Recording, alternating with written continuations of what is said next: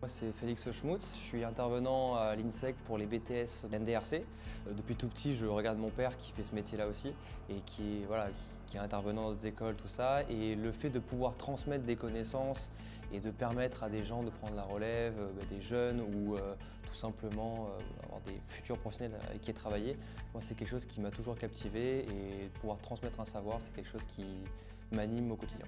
Et à côté de ça, j'ai créé ma propre entreprise où je fais de la création de sites web, de la communication digitale, du référencement gratuit et payant. En fait, j'ai un double master, j'ai un master expertise digitale et développeur Python.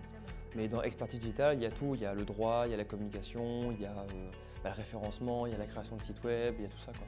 Il y a principalement digitalisation, où là je vais apprendre à gérer une communauté sur le web, comment fidéliser, comment avoir une communauté qui soit pertinente et du coup qui corresponde aux attentes de nous-mêmes ou des clients.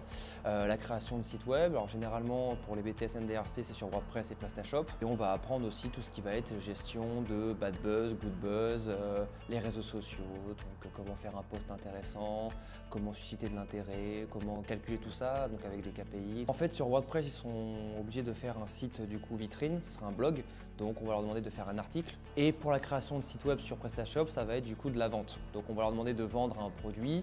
Après à côté, je fais animation de réseau, où là ça va être du coup les circuits distributeurs, producteurs, comment faire en sorte de vendre un produit efficacement, donc pourquoi des produits sont sur cette partie du magasin, proche de l'entrée, donc des zones chaudes, des zones froides, là où il y a le plus de trafic, et aussi pourquoi ils sont à hauteur des yeux, ou alors plus bas ou plus haut, selon leur gamme de prix et le nombre de personnes qui sont intéressées par ces produits-là. Pour moi, c'est intéressant de faire une première partie de théorique. On va leur apprendre vraiment du coup, les bases, par exemple si je prends la communication, donc les bases de la communication, de vraiment comprendre comment fonctionne un marché, comment du coup, entrer dans ce marché-là sans y aller à l'aveugle, de structurer nos idées, etc.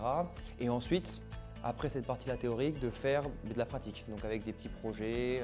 Et pour moi, c'est intéressant d'avoir une discussion avec les étudiants. Quand on fait un cours, le fait d'avoir un gros PowerPoint avec beaucoup de données, etc., c'est pas forcément très intéressant, je trouve. Le fait d'avoir une discussion, de pas moi donner la solution, mais de eux leur faire venir. Le digital, c'est quelque chose qui est tellement vague et qui fait que s'agrandir. Il y a de nouvelles technologies avec les intelligences artificielles qui commencent à voir le jour. Je trouve que faire apprendre cette partie-là à des étudiants, de comment réussir à utiliser ces technologies. Moi, c'est ce que je dis, la matière digitalisation, elle est support aux autres matières. Ça peut tellement les aider à réussir ou à trouver des axes de réflexion pour d'autres matières, ce qui est hyper important dans le milieu du travail et qui leur sera bénéfique pour plus tard.